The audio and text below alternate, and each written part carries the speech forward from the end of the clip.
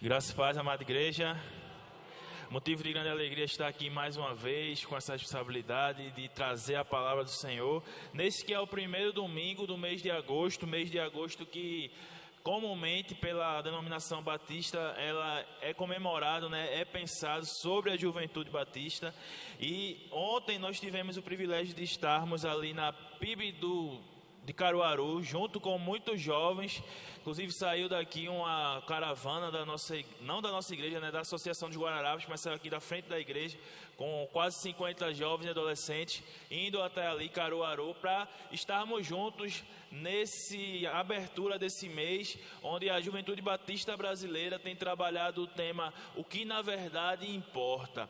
E foi um momento de muita alegria ver tantos jovens do extremo agreste, da Mata Norte, Mata Sul, ali presente, da região metropolitana, refletindo sobre esse tema naquela igreja que recebeu-nos tão bem. E hoje, como o pastor nos deu a responsabilidade, essa honra de estar trazendo a palavra, eu gostaria de trazer um texto, refletindo com os irmãos, um texto que foi escrito para um jovem ministro, um texto que foi escrito, uma carta para um ministro que, embora de pouca idade, sobre ele recaía uma grande responsabilidade de pastorear uma das principais igrejas do seu tempo. Eu convido os irmãos a abrirem a sua Bíblia em 2 Timóteo, capítulo 4, versículo 1 ao 8. Aqueles que puderem, se coloquem de pé para que nós possamos fazer essa leitura juntos em reverência à palavra do Senhor. 2 Timóteo 4, versículo 1 ao versículo 8.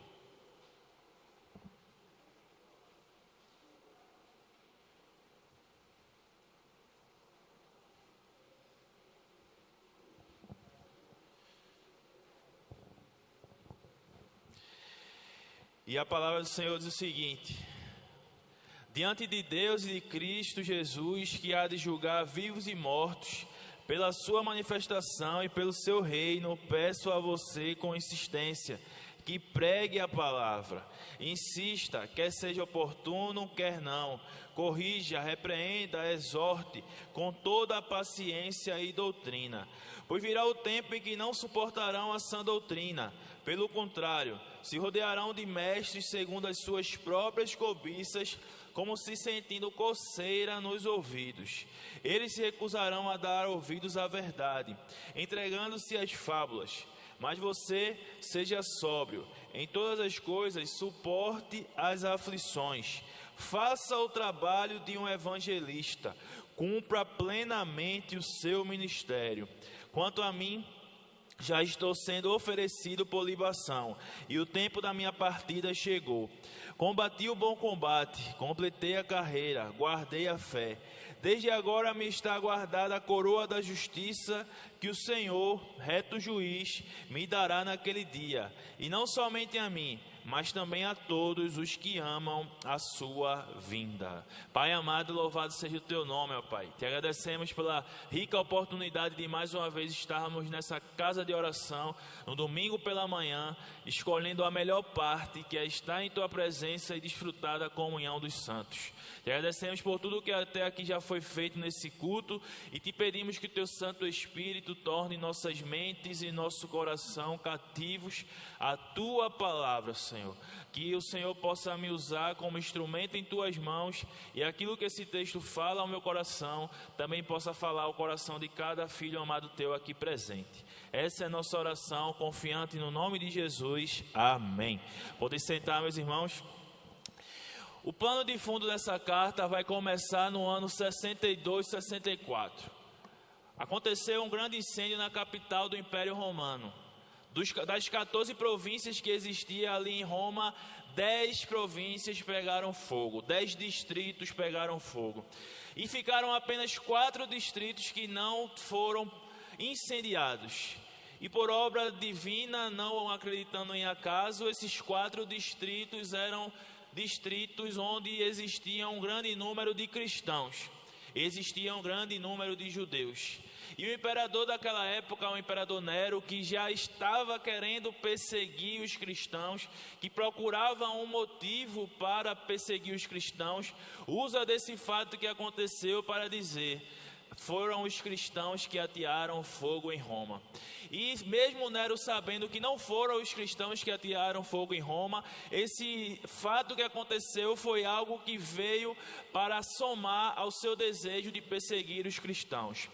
Conta-se que por conta dessa perseguição, muitos cristãos foram presos, muitos cristãos foram colocados no Coliseu, sendo mortos por animais, e muitos cristãos foram feitos de verdadeiras tochas humanas.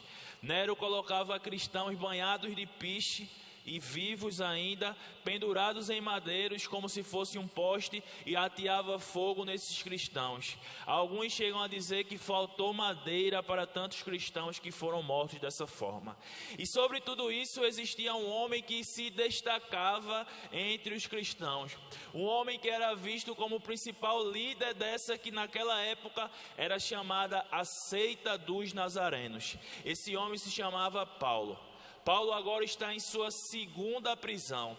Ele já havia sido preso uma primeira vez, mas essa primeira prisão de Paulo foi por conta de questões com o povo judeu. Então essa primeira prisão foi uma prisão mais leve. Paulo estava preso em uma casa lá em Roma, mas ele podia sair, ele podia conversar, ele podia receber visitas. Então essa primeira prisão de Paulo foi uma prisão mais leve. Mas agora, por conta desse fato que aconteceu na capital do Império Romano, Paulo ele é preso como um inimigo do Império Romano. Paulo ele é lançado em uma das masmorras romanas, onde as pessoas que entravam ali só saíam de duas formas: ou mortas, ou para serem mortas, ou saíam de lá carregadas de doenças. Tamanha era a insalubridade daquele lugar. Lugares frios, lugares onde ele mal se alimentava, lugares onde ser humano nenhum conseguia viver. E dentro de uma dessas masmorras, dentro de uma dessas prisões, o apóstolo Paulo ele escreve a sua última carta que se tem notícia. A carta escrita ao seu filho na fé, Timóteo. A igreja estava sendo perseguida. Muitos cristãos estavam deixando a fé. Muitos cristãos estavam com medo. E Paulo sabia que o seu filho amado na fé, ele também era um ser humano. Ele também passava por medos, por aflições. E ele escreve essa carta que é para lembrar a Timóteo muitas coisas que ele precisava viver em seu ministério. Paulo ele vai dizer a Timóteo que Deus não deu a ele espírito de covardia, mas que ele recebeu através da imposição de mãos o espírito do Senhor com poder, amor e moderação. 1 Timóteo 7. Paulo ele vai dizer no capítulo 2 que Timóteo ele precisava se fortificar na graça que há em Cristo, e aquilo que ele tinha ouvido de Paulo era necessário que Timóteo passasse para outros servos fiéis e idôneos do Senhor, porque o cristianismo não podia parar. Paulo ele vai dizer no versículo 15 que Timóteo, do capítulo 2, que Timóteo ele precisava apresentar-se a Deus como um obreiro aprovado, que não tinha do que se envergonhar e que manejava bem a palavra da verdade. O apóstolo Paulo ele também não poupa Timóteo das verdades do Evangelho. Ele vai dizer no capítulo 3, versículo 12, que todos aqueles que querem viver piedosamente em Cristo serão perseguidos. Aquilo que Paulo estava vivendo não era algo que ia viver só com o apóstolo Paulo. Jesus Cristo foi perseguido. Jesus Cristo foi morto na cruz por conta da maldade do ser humano, porque o homem não aceitou a verdade. E de igual maneira, todos aqueles que seguem a vida em Cristo Jesus, uma hora ou outra seriam também perseguidos.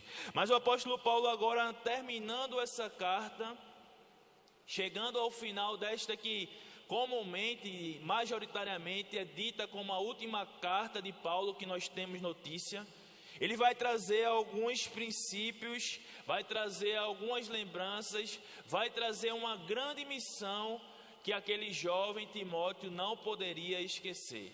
E nesse mês da juventude nós trazemos essa pregação no início para que todos os jovens e adolescentes, mas também todos os irmãos da igreja, lembrem-se do que é fundamental para nós como cristãos.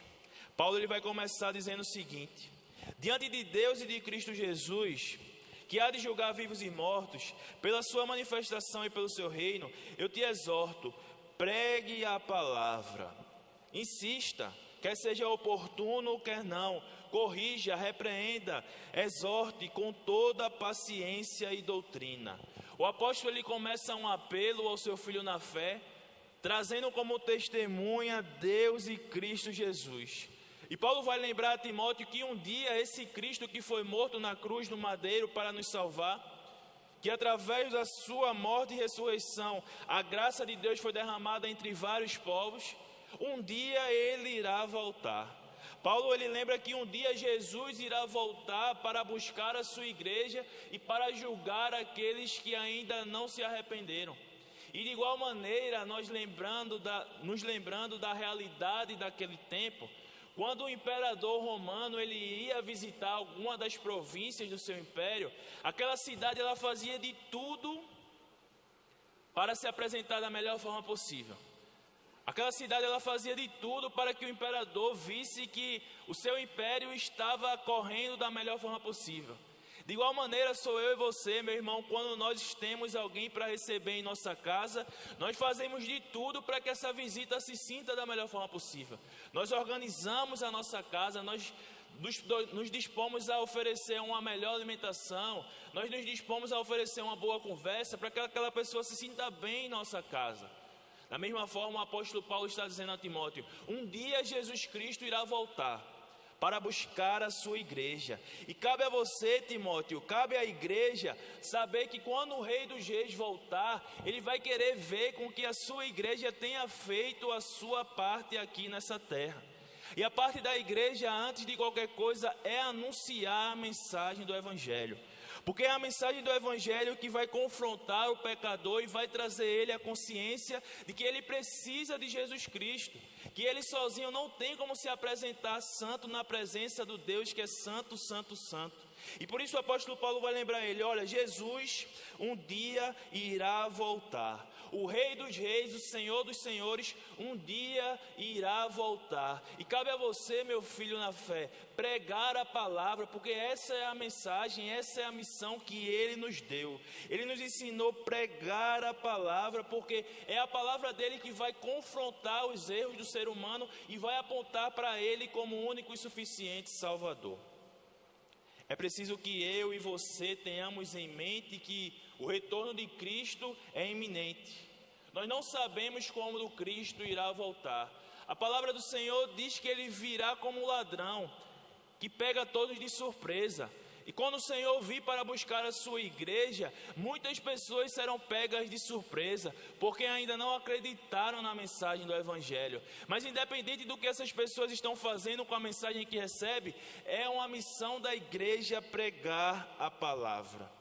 Pregar a palavra não é proclamar uma teoria ou uma discussão que existe certa dúvida. Pregar a palavra é a proclamação da verdade como a verdade é. Pregar a palavra nos obriga a somente acreditar nesta palavra como a forma que Deus escolheu para falar ao ser humano. Paulo vai dizer, insta, se posicione publicamente, torne-se acessível, apresente-se para que a palavra de Deus alcance a todos quanto possível, quer seja oportuno ou não. O cristão ele não tem que procurar oportunidades, mas quando a oportunidade chega, você tem que estar pronto para anunciar o Evangelho. Quantas vezes nós estamos no nosso dia a dia, nas nossas atividades do trabalho, nossas atividades cotidianas, e nós temos oportunidades de pregar essa palavra, e nos calamos. Alguns pensam que só dentro da igreja é um lugar onde a palavra deve ser pregada, mas Paulo está dizendo, quer seja oportuno ou não, se Deus te der uma oportunidade, independentemente de onde você estiver, fale da palavra do Senhor, repreenda. Muitos conhecem a verdade, mas insistem em andar no erro. Muitos dizem conhecer a palavra do Senhor, mas na verdade ainda não se submeteram a essa palavra. E nós precisamos lembrar a esses que um dia Jesus irá voltar. E aqueles que não acreditam na palavra do Senhor serão julgados por Ele. Exortar as pessoas a entender com paciência e mansidão de que a palavra é o caminho onde nós entendemos a forma como Deus requer que o ser humano venha a viver. O bom ministro, A boa testemunha de Cristo, o fiel cristão, é aquele que não corrige, não repreende e não exorta com as suas próprias palavras. Mas ele faz tudo isso com base na palavra de Deus, porque ele acredita que é na palavra de Deus que existe autoridade. O servo do Senhor precisa ter essa convicção de que a palavra é suficiente e inerrante, que a palavra é atemporal. Precisamos refletir sobre a mistura do que algumas pessoas têm feito com a palavra do Senhor, como se ela não fosse o suficiente. Mas Paulo ele deixa bem claro que a palavra é o suficiente.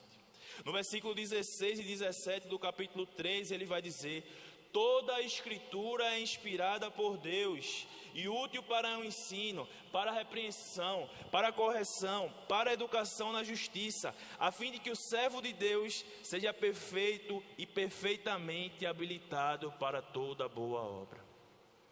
Toda a escritura, do Gênesis ao Apocalipse, o Senhor tem algo a nos ensinar.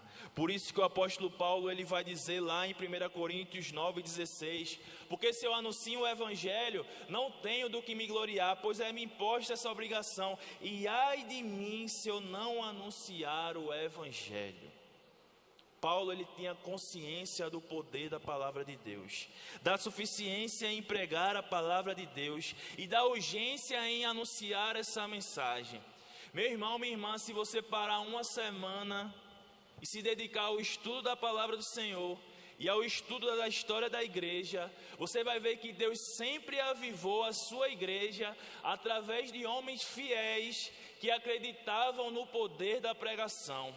Se você for em Neemias capítulo 8, versículo 1 a 8, você vai ver que Esdras, aquele sacerdote que preparou seu coração para viver e anunciar a palavra de Deus, ele se levanta em uma praça pública, em algo que parecia um púlpito, e começa a ler a lei de Moisés. E aquele povo ali começa a se quebrantar, entender que eles estavam distantes da palavra de Deus. E a partir do capítulo 8 de Neemias, você vai ver Deus restaurando a aliança com seu povo. Se nós chegamos em Atos, no capítulo 2 de Atos, no versículo 42, diz que aqueles que se converteram através da pregação de Pedro, no dia de Pentecostes, o agir do Espírito Santo, eles perseveravam na doutrina dos apóstolos, na comunhão, no partir do pão e nas orações. Mas em primeiro lugar vinha a doutrina dos apóstolos, que é justamente a palavra do Senhor. Aqueles irmãos precisavam entender o que Deus requeria da vida deles. Quando nós chegamos na história da igreja, ali no século XVI, onde a igreja católica apostólica romana estava se desviando da palavra do Senhor,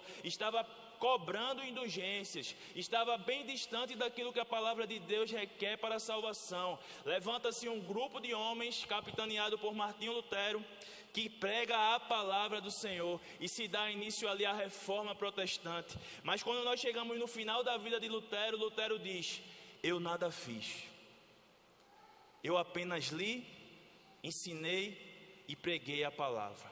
A palavra de Deus é mais poderosa do que qualquer principado humano. Quando nós chegarmos mais à frente, no século 17, nós vamos ver que um grupo de jovens, que faziam parte de uma faculdade na Inglaterra, eles se reúnem e começam a conversar sobre a Bíblia e veem que a igreja anglicana, a igreja oficial da Inglaterra, estava se desviando totalmente da palavra de Deus. E aqueles jovens assumem o compromisso de viver e pregar a palavra de Deus. E surge um movimento que até hoje reverbera os seus fundamentos na nossa vida, que são os puritanos ingleses. Eles queriam viver a palavra de Deus. Isso não vai mudar. Igrejas firmes, igrejas fundamentadas na palavra, igrejas onde existem homens no púlpito que acreditam no poder da pregação e anunciam a pregação com coragem e autoridade vinda do Espírito Santo, elas são avivadas e abençoadas por Deus. Por isso que Paulo diz: pregue a palavra. Você tem consciência do poder da palavra, meu irmão, minha irmã? A palavra ela é suficiente na sua vida e você tem urgência em conhecê-la e proclamá-la. Você acredita que as igrejas atualmente possuem esse entendimento? Ou muitas igrejas estão lotadas por conta de outros fatores? O versículo continua no versículo 3, Paulo diz: porque virá um tempo em que não suportarão a sã doutrina, mas tendo comichões nos seus ouvidos, amontoarão para si doutores conforme as suas próprias concupiscências. Paulo está dizendo: haverá o tempo onde surgirão falsos mestres, mercenários que manipulam a mensagem do Evangelho para aprovar aquilo que Deus reprova e reprovar aquilo que Deus aprova. De outro lado, existirão igrejas que buscarão homens assim, pois eles vão desejar ouvir aquilo que querem, não aquilo que precisam ouvir da palavra do Senhor. O ministério do engano é uma realidade que rondava a igreja do primeiro século. A cada dia que se passa, esse cenário se agrava cada vez mais. Pessoas que sobem nos púlpitos sem temor algum, igrejas que não se colocam como atalaia da verdade e manipulam a verdade para viver os seus desejos mais egoístas possíveis. Por isso, precisamos manter firme em nosso coração a convicção de que Deus, em sua revelação especial, mostrou à humanidade aquilo que precisamos aprender sobre a criação, a queda do homem no pecado, a redenção em Cristo Jesus e o dia onde nós seremos glorificados. E tudo isso nós só iremos entender através da palavra do Senhor. Será que nós não estamos vivendo esse momento, meus irmãos, onde as pessoas já estão tendo comichões nos seus ouvidos, porque não querem ouvir a sã doutrina? Será que de fato nós não já estamos vivendo cada vez mais essa realidade, onde as pessoas sentem coceira no ouvido, quando a palavra verdadeiramente é pregada, onde as pessoas, ao invés de receberem essa palavra verdadeiramente pregada com alegria no coração, preferem duvidar daqueles que estão ali pregando a palavra, achando que aqueles não têm autoridade para tanto? Nós precisamos lembrar também que Jeremias 3,15 diz que Deus dará ao seu povo pastores segundo o seu coração, que apacentará o povo com conhecimento. E Deus continua dando ao seu povo esses homens. Homens limitados e falhos, mas que não usam das suas falhas e limitações como desculpas para viver amontoado de pecados, mas lutam contra o pecado e lutam para viver verdadeiramente a palavra. Precisamos entender que Deus sempre vai guiar o seu povo através da palavra. E esse texto aqui não se resume apenas para líderes, não se resume apenas para o pastor, para seminaristas, para diáconos, para professores de EBD. Esse texto aqui, de certa forma, vai refletir uma realidade a ser vivida na vida de todo cristão. Você tem dado essa importância à palavra do Senhor? Você acredita na autoridade da palavra do Senhor? Que o Espírito Santo gera a vida através da palavra do Senhor? Você tem se afastado dos falsos ensinos que são anunciados na internet? Porque hoje em dia o que não faltam são bons teólogos e pastores, cheios de conhecimento raso, ensinando coisas que não têm profundidade. E muitos estão sendo balançados por conta dessas doutrinas. Cremos que Deus levanta pessoas, homens do Senhor, para guiar a sua igreja a viver essa realidade da palavra. Paulo continua no versículo 4 dizendo: e esses que não aceitam a sã doutrina, que têm coceira no ouvido, se desviarão os ouvidos da verdade, voltando-se às fábulas. Na época de Timóteo existiam muitas escolas filosóficas, existiam debates públicos entre grandes filósofos, e isso era algo que chamava a atenção na sociedade. E com certeza muitos na igreja também poderiam ser atraídos por esse tipo de debate, por esse tipo de escolas que traziam ensinos filosóficos que muitas vezes se desviavam da verdade. E Paulo está dizendo aqui: muitos, quando não têm esse conhecimento da palavra, quando não acreditam na autoridade da palavra, se desviarão da verdade, dando ouvido a fábulas. Ah, meus irmãos, quantos estão se desviando da verdade, dando ouvido a fábulas? Às vezes eu sou meio que um estranho no ninho quando eu me sento para conversar com alguns líderes de juventude. Porque muitos líderes de juventude, eles sentem um desejo de ver a igreja lotada de jovens e querem trazer alguns eventos que vão encher a igreja de jovens. E corre para cá, corre para lá, e é aquela alegria toda. Mas assim, eu sinto no meu coração que a gente precisa ter uma igreja cheia de jovens, mas antes de tudo, os jovens que conheçam a palavra do Senhor, que sejam transformados pela palavra do Senhor, que tenham embasamento na palavra do Senhor. De nada adianta nós fazermos um congresso se isso não vai reverberar em nada na vida das pessoas. De nada adianta sair para passar um final de semana com os jovens em algum lugar, se na palavra não vai ser pregada e não vai ter o confronto do pecado e a edificação daquele jovem. E nós precisamos lembrar disso. Se não for assim a nossa realidade, as pessoas irão dar ouvidos às fábulas. Vão achar que a igreja é apenas um lugar onde nós precisamos nos encontrar e estamos do jeito que estamos e vamos continuar do jeito que estamos. Vão achar que a porta do céu é larga, mas Jesus disse que a porta do céu é estreita. E nós precisamos lembrar que tudo isso, essa consciência, essa mudança, só vai acontecer se de fato as pessoas estiverem fundamentadas na palavra do Senhor. Em nossos dias, mais e mais pessoas estão sendo carregadas por falsos mestres, que sobem nos púlpitos, não com o desejo de abrir a palavra, ler a palavra, explicar a palavra e aplicar a palavra. Mas esses muitas vezes sobem nos púlpitos, até leem um versículo ou outro, mas o que fala se destoa da palavra do Senhor e não explicam de fato o desejo do Senhor para a vida do ser humano. E Paulo está dizendo: você não, meu filho amado. Timóteo, você não. Tomai, você não. Pastor Márcio, você não. Alexandre, você não. Líderes da Igreja Batista Central de Ibura, você não. Meus irmãos da Igreja Batista Central de Ibura, vocês não. Que o mundo possa acreditar no que for, que os pregadores midiáticos possam ter milhares e milhares de seguidores, mas que nós permanecemos firmes acreditando que a palavra do Senhor é a forma como Ele escolheu a falar ao meu e ao seu coração. Que é a palavra do Senhor que irá transformar a nossa vida, que é a palavra do Senhor que irá edificar a sua igreja, e que é a palavra do Senhor que irá confrontar o pecador e mostrar a ele: você precisa de um Salvador. E essa palavra irá apontar para o único e suficiente Salvador, Jesus Cristo, nosso Senhor.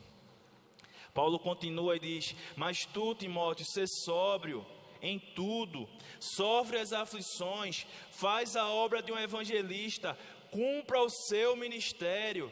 De modo contrário a essa conduta dos falsos mestres, mesmo que Timóteo não tivesse um prestígio no púlpito, mesmo que ele não tivesse elogios persistentes, mesmo que ele não tivesse muitos seguidores em rede social, ele não deveria se preocupar com isso. A preocupação dele era ser fiel à palavra do Senhor, ser sóbrio, seja calmo, Timóteo. Em meio às instabilidades e confusões, siga calmo, não trate as pessoas com calma, seja vigilante, disciplinado, focado em Cristo, suporte as aflições. Paulo ele vai falar aqui nessa segunda carta de várias aflições. Ele vai dizer que o cristão ele passa por perseguições. A vida com Cristo não é uma vida de apenas coisas fáceis. O próprio Jesus disse que nós teríamos aflições, mas teríamos que ter bom ânimo, porque Ele venceu o mundo. E Paulo está lembrando aqui: meu filho, suporte as aflições. Jovem, adolescente, suporte as aflições. Muitas vezes, por você acreditar na palavra de Deus, na sua escola, na sua faculdade, você será o estranho no ninho também. Onde as pessoas olharão para você: por que só ela, só ele quer ser assim? Porque só ela, só ele não quer filar? Porque só ela, só ele não quer ficar? Porque só ela, só ele não quer compartilhar vídeos indecentes? Porque só ela e só ele fala tanto de honestidade, de verdade?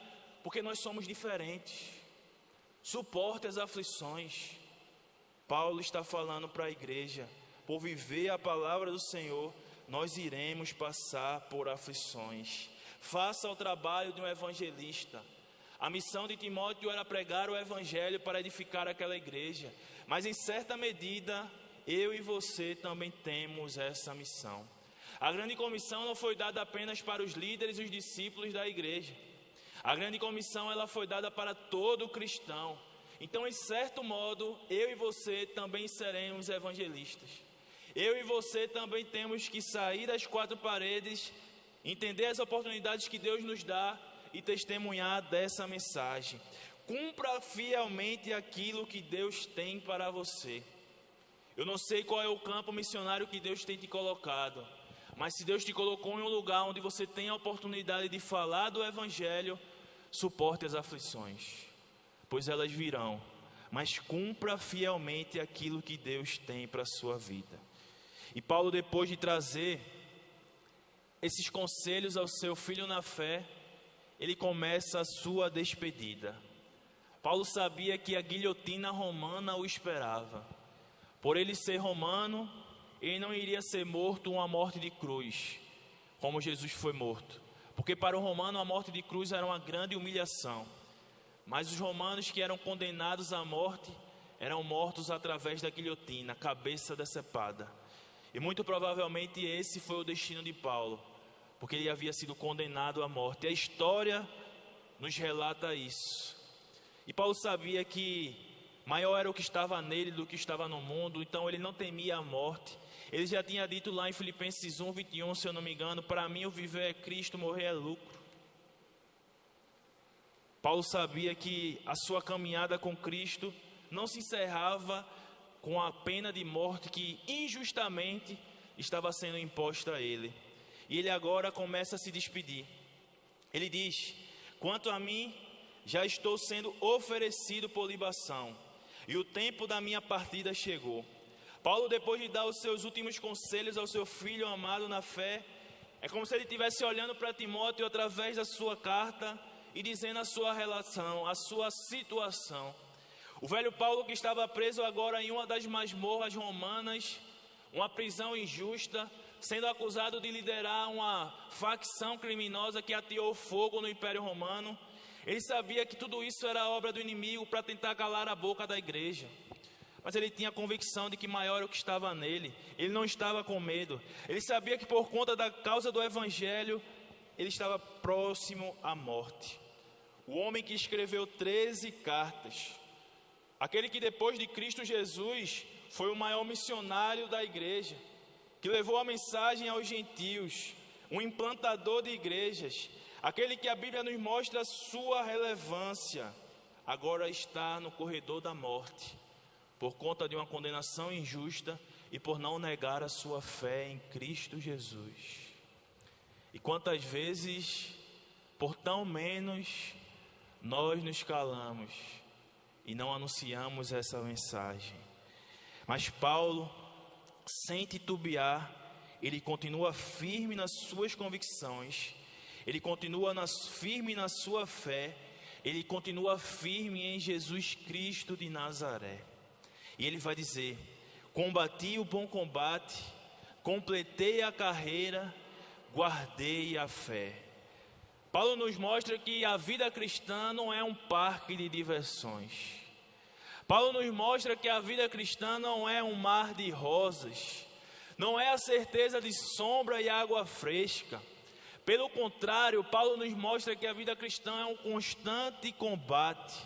Paulo, ele combateu as suas próprias inclinações pecaminosas. Sim, Paulo também era um pecador. Paulo, ele combateu as artimanhas do diabo que se levantou contra ele. Paulo, ele combateu os falsos mestres da sua era. Paulo, ele combateu a desobediência dos cristãos para com a vontade de Deus. Paulo, ele combateu.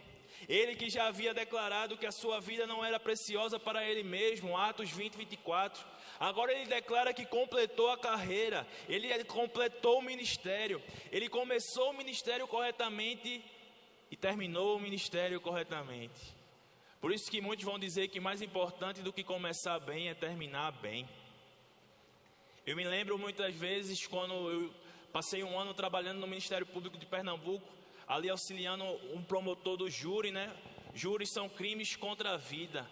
E muitas vezes os advogados se levantavam assim para defender o acusado e diziam: mas esse homem passou a sua vida toda sem cometer nada de errado. Esse homem, por conta de um deslize, você quer lançar ele na prisão? Ora, por conta de um deslize, ele tirou a vida de uma outra pessoa. Por conta de um deslize, tudo aquilo que ele fez de certo ficou escondido pelo seu erro.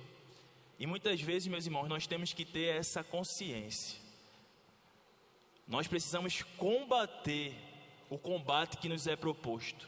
começar a caminhada com Cristo corretamente, mas também terminar a caminhada com Cristo corretamente. É a perseverança dos santos. É nisso que o povo batista acredita. É nisso que a Bíblia nos mostra. Nós precisamos perseverar, combater aquilo que nos é proposto. E Paulo está dizendo aqui: eu combati o bom combate. A fala dele ao seu filho na fé, Timóteo, mostra que as lutas nos esperam. Não pense que nós iremos viver apenas bons momentos. Nós iremos viver também momentos de angústia, de sofrimento, de tristeza. E alguns provavelmente irão bater a sua porta. E é nesse momento que a sua fé será provada. Bom no bom é muito bom. Mas temos que continuar sendo bons também em momentos difíceis. Precisamos ter essa convicção em nosso coração. Precisamos combater os combates que nos esperam, para que nós terminemos a carreira de pé. Adolescentes e jovens, essa fase da vida, muitos combates esperam vocês. Muitos combates. É nessa fase da vida que os hormônios estão se modificando, e a palavra vai nos ensinar que não só nessa fase, mas precisamos controlar os nossos impulsos. É nessa fase da vida que você acha que sabe de tudo, e na verdade não sabe de muita coisa, e não vai dar ouvido às pessoas mais velhas. É nessa fase da vida que você muitas vezes vai achar que seu amigo é a melhor pessoa a lhe ajudar a tomar decisões, quando na verdade seu amigo também precisa de ajuda a tomar decisões.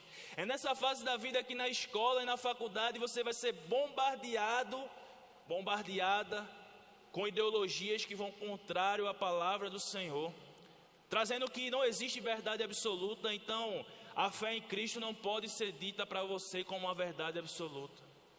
Esses são os combates que lhe esperam. Esses são os inícios dos combates. Da mesma forma como Paulo combateu tantos outros combates, bem maiores combates, e se manteve firme porque ele estava crente em Cristo Jesus e no poder do Espírito Santo que lhe conduzia, também combatam os bons combates.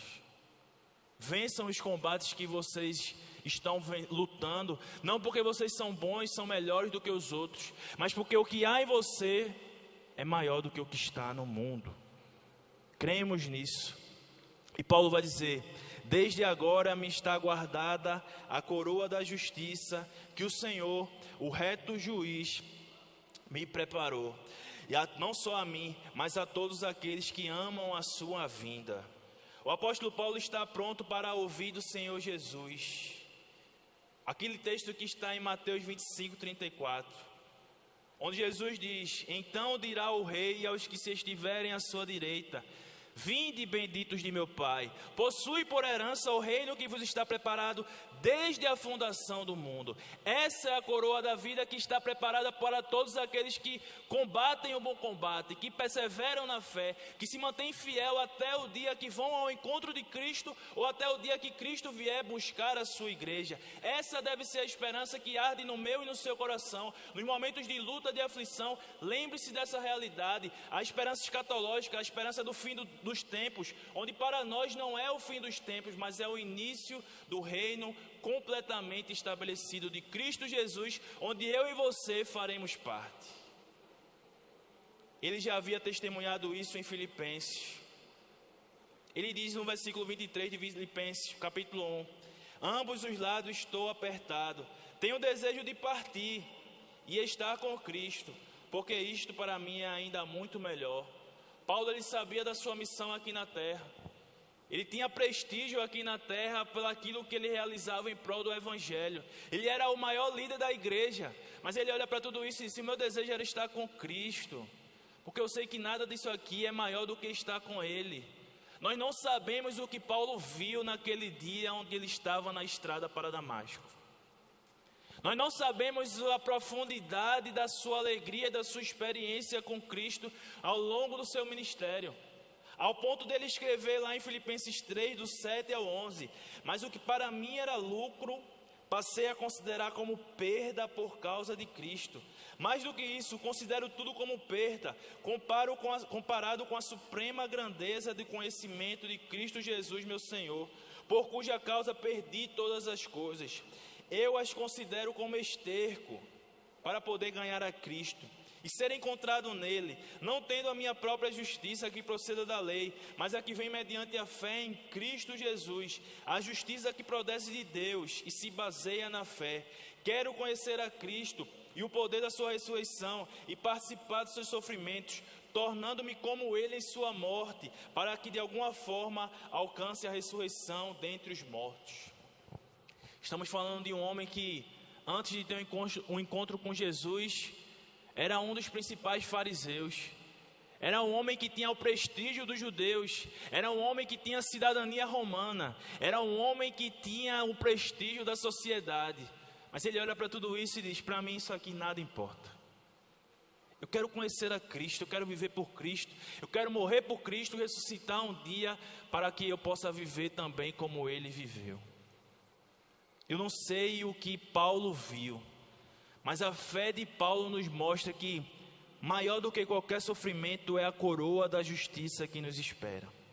Aquela que o Senhor, o reto juiz, dará a todos os que amam a sua vinda. Hoje nós precisamos entender que o papel do servo de Deus é aprender, viver e ensinar os desígnios do Senhor que estão contidos na sua palavra, não se deixando levar pela ilusão de que a glória perante os homens é mais importante do que ser fiel a Deus. Porque se você buscar a glória dos homens como sendo o mais importante da sua vida, você está cometendo idolatria e com certeza mais um monte de pecados irão vir à tona.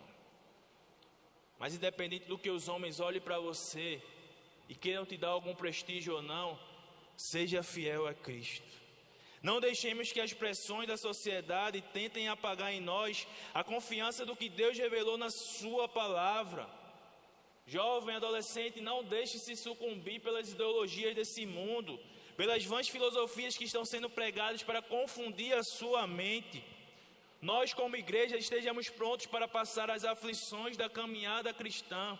Por isso que o Senhor Jesus nos mandou o Espírito Santo e por isso que Ele nos faz igreja, para nos fortalecermos uns aos outros, porque Ele sabia que por seguirmos Ele, nós iríamos passar por aflições. Ao longo da história da igreja, todos passaram por algum tipo de aflição, mas estejamos sempre buscando forças em Deus, para que assim como Ele nos fez começar de pé essa caminhada, também venhamos a concluir de pé essa caminhada, guardando a nossa fé de todas as investidas do inimigo, crendo no poder da palavra, crendo que a palavra transforma, crendo que a palavra liberta, crendo que a palavra confronta, mas também edifica, e crendo que embora passemos por aflições, por dificuldades nessa vida, maior é a coroa da vida reservada para nós, todos aqueles que amam, confiam e esperam pela vinda do Senhor Jesus Cristo. Amém? Peço que a igreja se coloque de pé para que nós possamos fazer essa oração logo após o louvor, e o pastor estará encerrando com a bênção apostólica. Pai amado, Pai querido, louvado seja o teu santo nome, Senhor. Te agradecemos, ó Pai, por essa manhã de bênção, manhã de comunhão, manhã de louvor, manhã onde o Senhor falou através da tua palavra. Não só a jovens e adolescentes, mas a toda a igreja, ó Pai. Te pedimos que o teu Santo Espírito, que esteve com Paulo, esteve com Timóteo, esteve com a tua igreja e continua a estar, possa nos fortalecer, ó Pai. Possa trazer à nossa mente a compreensão do poder da Sagrada Escritura e da necessidade que nós temos de viver conforme os teus ensinamentos, ó Pai. Possa também nos dar a coragem, o discernimento e as oportunidades necessárias para que nós anunciemos essa palavra através das oportunidades que o Senhor nos dá no dia a dia, ó Pai. Nos faz, Senhor, verdadeiramente filhos, verdadeiramente servos, que embora passemos por aflições, embora passemos, ó Pai, pelas angústias desse mundo, nós nunca venhamos a esquecer que maior é o que está em nós do que o que está no mundo, Senhor. Te pedimos, ó Pai, que nesse mês da juventude, o Senhor possa trazer a reflexão aos nossos jovens e adolescentes sobre o que na verdade importa, sobre a necessidade de proclamarmos essa verdade que é a palavra, sobre a consciência de que nós somos apenas peregrinos nesse mundo e o nosso destino é a nova Jerusalém, o dia onde nós receberemos de Ti a coroa da justiça, que o Senhor tem preparado para todos aqueles que Te amam e vivem verdadeiramente como filhos de Deus. Que nós possamos estar prontos para esse dia, ó Pai. Que nós possamos escutar do Senhor: vinde a mim, bendito do meu Pai. Que nós não venhamos a escutar do Senhor: apartai-vos de mim, vós, porque eu nunca vos conheci. Mas que nós sejamos contados sobre aqueles que de fato são igreja, ó Pai. E peço que o Senhor continue a abençoar a Igreja Batista Central do Ibura. Te agradecemos, ó Pai, pela vida do pastor Márcio, porque ele tem se empenhado a pregar a verdadeira palavra. Te agradecemos, Senhor, pela vida de cada líder da nossa igreja que tem se empenhado a pregar a verdadeira palavra. Cada professor de EBD que tem se esmerado para ensinar a palavra. E te pedimos, ó Pai, que cada membro e congregado da igreja possa ter essa consciência da necessidade de conhecer a Tua palavra, Senhor. Que nós possamos ser testemunhos vivos, ó Pai, onde quer que estivermos. E que através da nossa vida, outras pessoas possam se arrepender e viver uma vida de fé em Cristo Jesus. Continua conosco, Senhor. Essa é nossa oração. E tudo te pedimos é pelo nome do Senhor Jesus Cristo, autor e consumador da nossa fé. E a igreja diz: eu não vou